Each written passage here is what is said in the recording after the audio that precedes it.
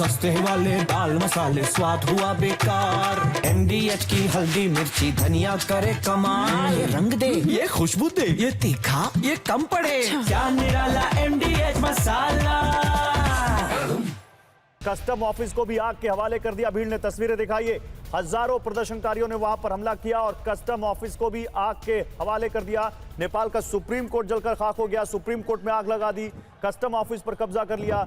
तो आप देखिए कैसे बड़े बड़े प्रतिष्ठान और उनकी इमारतों को जेन जी ने जलाकर रख दिया है। सच्चिदानंद मिश्र जो कि नेपाल की राजनीति को, नेपाल को अच्छे से समझते हैं, सच्चिदानंद मिश्र जी, जेन जी का गुस्सा तो अब नेपाल को किस तरह से जला रहा है, पूरी दुनिया ये तस्वीरें देख रही है, लेकिन जेन जी का कोई चेहरा नहीं दिख रहा है यहां पर। तो फिर अब यहां पर या आपको लगता है कि चेहरा है, अभी वो मौका देख रहा है कि कैसे ये आंदोलन जो वो चाहते हैं उसको हासिल करे और फिर वो उसके आगे आए?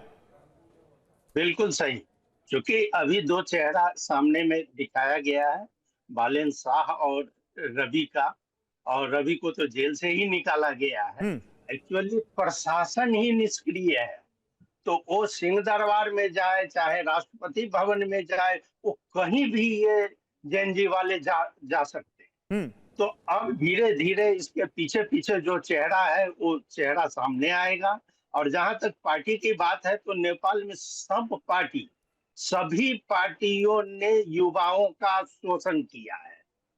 कोई भी पार्टी ऐसा नहीं है जिसके प्रति युवाओं को अच्छी धारणा है। और यही कारण है जो हर पार्टी के नेता को टारगेट कर रहे हैं। अब ये शुक्र है कि अभी तक मधेसी पार्टी के नेता को टारगेट नहीं किया गया है, या ये लोग बचे हुए हैं। कल तक कुछ मधेसी नेता बोल रहे थे, वो भी अब चुप हो गए हैं, वो भी डरे हुए हैं, लेकिन ये लोग बचे हुए हैं। ये बिल्कुल इन लोगों से अलग है। हालांकि जनकपुर और सरलाही और तराई में भी ये उपद्रव हो रहा है, लेकिन ये सभी युवाओं कर रहे हैं जो असंतुष्ट हैं। और वो कहिएगा जो केवल नेपाली कांग्रेस और कम्युनिस्ट से असंतुष्ट है, ऐसी बात नहीं। ठीक है सर, आप रहिए मेरे साथ, आप रहिए मेरे साथ। मुझे यहाँ पर जरा 4 तस्वीरें दिखानी है और फिर मैं आता हूँ आपके पास पथिकृत पॉइंट।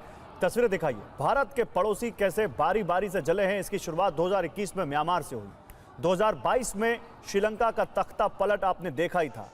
अभी पिछले साल 2024 में बांग्लादेश में शेख हसीना की सरकार का तख्ता पलट हो गया और अब 2025 में नेपाल किस कदर चल रहा है ये आप तस्वीरें देख रहे हैं। पथिकृत कोई पैटर्न नजर आता है इसमें, किस तरह से, या आपको लगता है कि ये चारों देश अपनी अपनी समस्याओं की वजह से इस हालत में पहुंचे? देखिए, पहली चीज तो ये है कि कोई भी देश के लोगों के पास ये अधिकार होती है कि वो प्रोटेस्ट करे, डेमोक्रेटिकली प्रोटेस्ट करे। और आज के जमाने में कोई अगर गोली चलाए तो उसका तो रिएक्शन बहुत भयंकर होता है सोशल मीडिया के जमाने में। और सोशल मीडिया बैन करना बहुत ही उसका रिएक्शन आप लोग सबने देखा है। लेकिन मैं एक चीज कहना चाहता हूँ कि आप जब पार्लियामेंट बिल्डिंग गिरा देते हैं तो फिर बचता क्या है डेमोक्रेसी? एक्चुअली दूसरी चीज है, अगर आप देखेंगे अरब स्प्रिंग जब हुआ था मिडिल ईस्ट और नॉर्थ अफ्रीका में, हम लोगों ने ये पैटर्न देखे थे। मैं ये नहीं बोल रहा हूँ कि नेपाल में एग्जैक्टली वही चल रहा है। ये पैटर्न हमने देखे थे कि शुरू होते डेमोक्रेसी के नाम पे स्टूडेंट्स यूनिवर्सिटी से, उसके बाद क्या होता है कि एक ऐसा माहौल होता है कि सिक्योरिटी फोर्सेस गोली चला देता है, गलती करता है, वो गलती होता है। फिर अचानक इस तरफ सीरिया में स्टूडेंट्स के पास फ्री सीरियन आर्मी बनाया जाता है, विदेश से हथियार आ जाता है, फिर एक मूवमेंट, एक सिविल अनरेस्ट हो जाता है, एनर्की हो जाता है, फिर सिविल वॉर जैसे सिचुएशन हो जाता है। मेरी इतनी रिक्वेस्ट है नेपाल के लोगों से, वो हमारे भाई जैसे हैं, कि आप जो भी करें आप इतना सा ध्यान रखें कि ये जो मूवमेंट है ये हाईजैक ना हो जाए। क्योंकि बांग्लादेश में भी हम लोगों ने ये देखा है कि एक रैपर है, पूरे रैपर्स को अमेरिका से फंडिंग दी गई थी, हिजबुत तहरीर जैसे ऑर्गेनाइजेशंस आ गए, महफूज आलम जैसा नाम आ गया। फिर उसके बाद डेमोक्रेसी के नाम पे एक ऐसे सरकार को बिठाया गया है जो सरकार आज तक इलेक्शन नहीं करना चाहता है। मैं चाहता हूं कि नेपाल में नेपाल के लोग तय करें नेपाल के लिए अच्छा क्या है। ये आपने बड़ी लकीर खींची है यहाँ पर पथिकृत, तो मैं चाहता हूं कि आदेश काफले इस बारे में बात करें। आदेश, देखिए हमारे एक्सपर्ट क्या कह रहे हैं। आपके पास कोई लीडर नहीं है, या आप जिसको लीडर मान रहे हैं, क्या वो आपकी तरह ही जिस स्पिरिट के साथ आप आए कि हमें करप्शन नहीं चाहिए, हमें युवा का नेतृत्व चाहिए, क्या वो इस लायक है जिनका नाम आप लोग ले रहे हैं? क्या आपको लगता है कि बालन शाह ही हैं या रवि लामछाने ही हैं जो आपके इस प्रोटेस्ट को लीड कर सकते हैं और कंट्री को सही रास्ते पर ले जा सकते हैं? या जो डर यहां पर हमारे पैनल जता रहे कि कहीं कोई आपके आंदोलन को हाईजैक ना कर ले, आपको इस बात की चिंता है? देखिए, हमारे देश के जेनजी जो है वो इस बारे में बहुत सोच के आई है।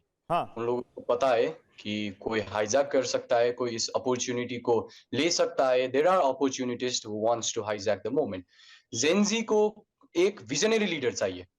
जेनजी को जो लीडर आए, जेनजी के बारे में सुने, देश के बारे में सुने, जो कानून है उसको इम्प्लीमेंट करे। Law should not be only limited to paper, it should be implemented. Gen Z किसी भी लीडर के फेवर में नहीं है, जेनजी को विजनरी लीडर चाहिए। हाँ, एक प्रॉब्लम आ रहा है कि जेनजी डिसाइड नहीं कर पाए कि विजनरी लीडर किसको बनाया जाए। कुछ बायस है कुछ लोगों नहीं, के आपने लिए। इस आंदोलन की कोई प्लानिंग की होगी ना कि कौन सा लीडर होगा? अगर कुछ बात कर, क्योंकि हमारे पास सोर्सेज के हवाले से खबर आ रही, देखिए। सस्ते वाले दाल मसाले स्वाद हुआ बेकार, MDH की हल्दी मिर्ची धनिया करे कमाल, ये रंग दे ये खुशबू दे ये तीखा ये कम पड़े, क्या निराला